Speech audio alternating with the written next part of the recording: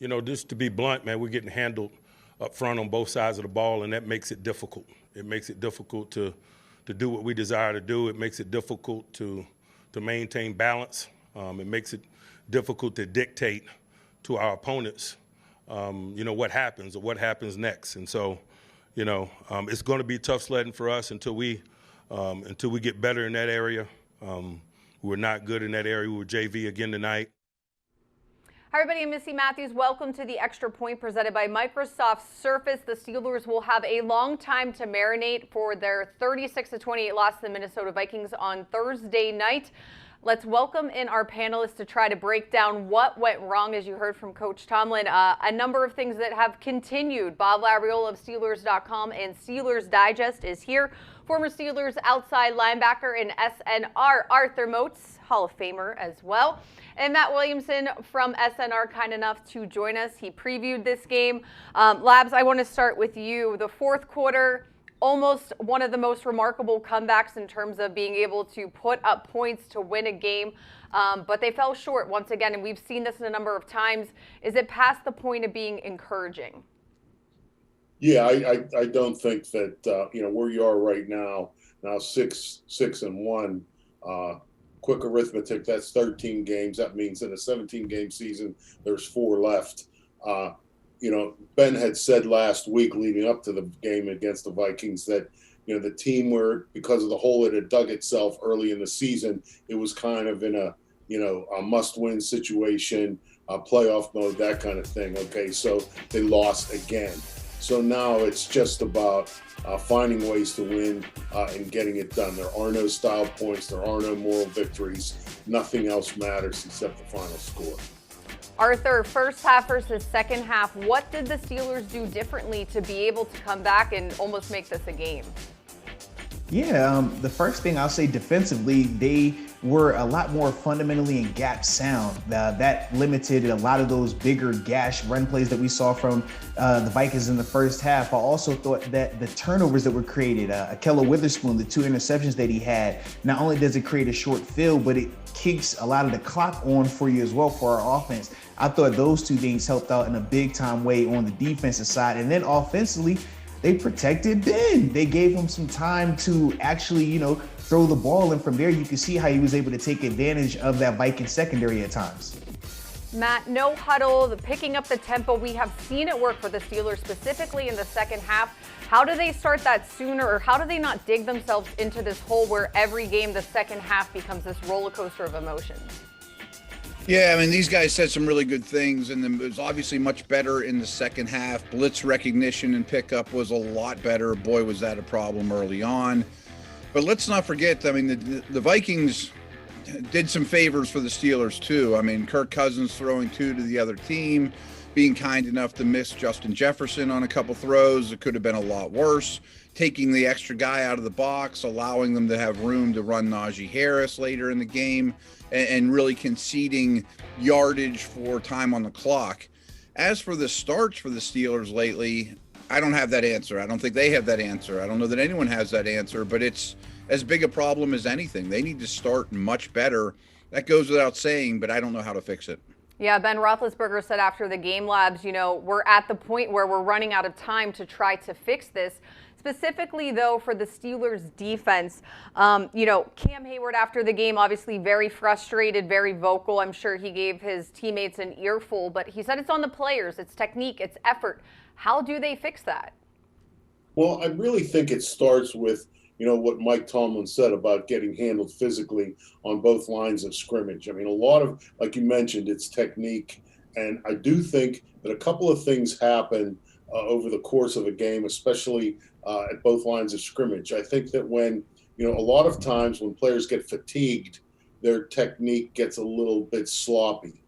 And I also think that when they're getting handled physically, that their technique might get a little sloppy too. Maybe they try and take some shortcuts. If you can't deal with the guy, don't let him across your face as an example. That's a physically demanding assignment. So the guy's handling you, you can't handle that. So maybe you think, well, maybe I'll run around this block instead of taking it on, or maybe I'll do whatever. And that creates the lack of gap integrity, creates the holes in the front. I just think that if the Steelers up front on both lines of scrimmage would find a way to hold their own and not get, for lack of a better phrase, get their butts kicked so regularly and consistently, a lot of the other things would fall into place.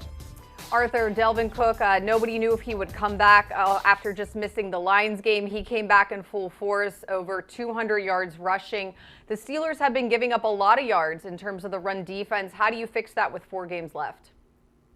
Yeah, it's going to be a difficult task because some of it is technique related. Some of it is effort related. I thought Labs hit on that perfectly when he was just breaking down in terms of how technique and effort can look a little bit, mixed in there together when a person is being physically outmanned at sometimes. But I'll also say this, in terms of just this run defense and how we can improve it, I think that, man, you have to go back to the drawing board in terms of getting back to the basics of playing defense. You talk about hat in hands, right? Getting to the steering wheel in terms of the defenders, the D linemen and linebackers, getting your hands on the offensive linemen's breastplates before they get their hands on yours, so you have more control. You're being the hammer and delivering some of these blows versus being on the receiving end and catching and things like that.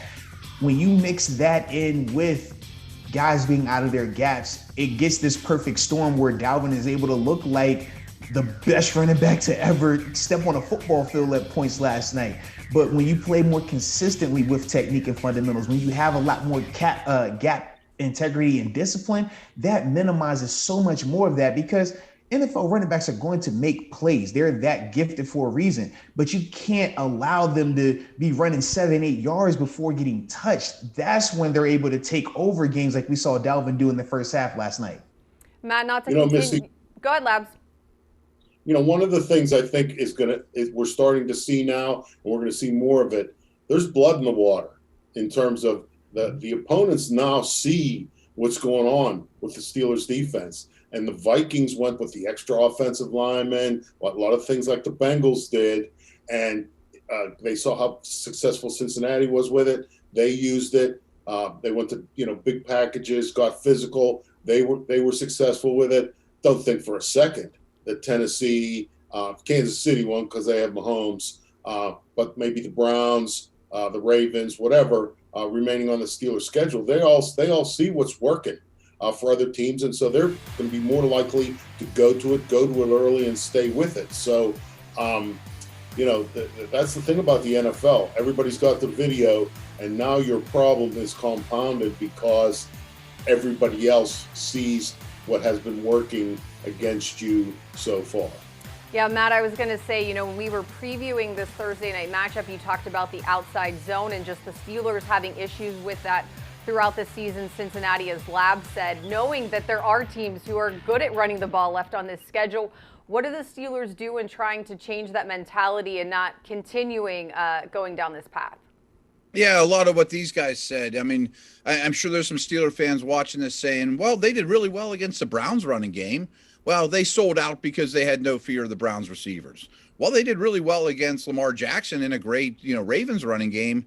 That's a totally different running game. They're their own beast. Yes, they run the ball a lot and they do it very, very well. But the Steelers have seen it a lot, and that's a much, much different scheme.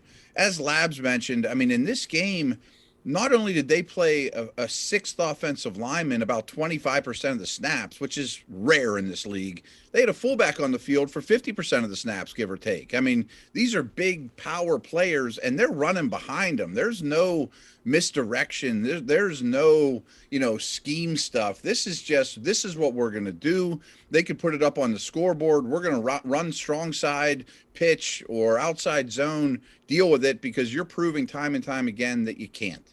Arthur, no one wants to make excuses. Coach Tomlin didn't, Cam Hayward didn't, but you lose TJ Watt, you lose Alex Highsmith. You're playing on a short week. I mean, that has to factor into just the exhaustion and, the physicality that this defense was going against. Yeah, I mean, when you talk about not having TJ Watt, who's a front runner for a defensive player of the year, that hurts you. When you talk about not having Alex Highsmith, your second best outside linebacker, that definitely hurts you.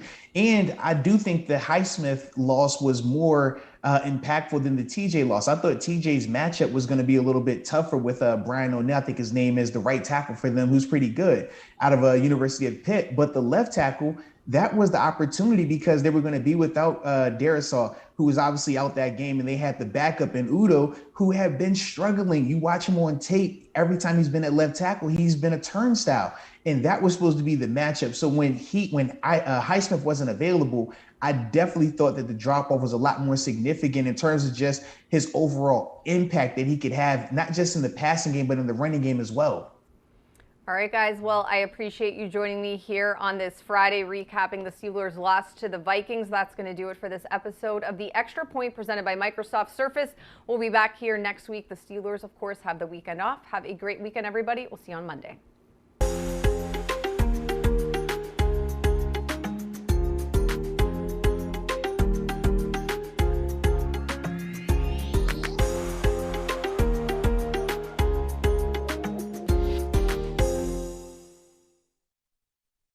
What's up, Steelers Nation? It's James Washington. Thanks for watching the video. Make sure to like and comment below. And don't forget to subscribe to the Steelers official YouTube channel. Thanks again, and here we go.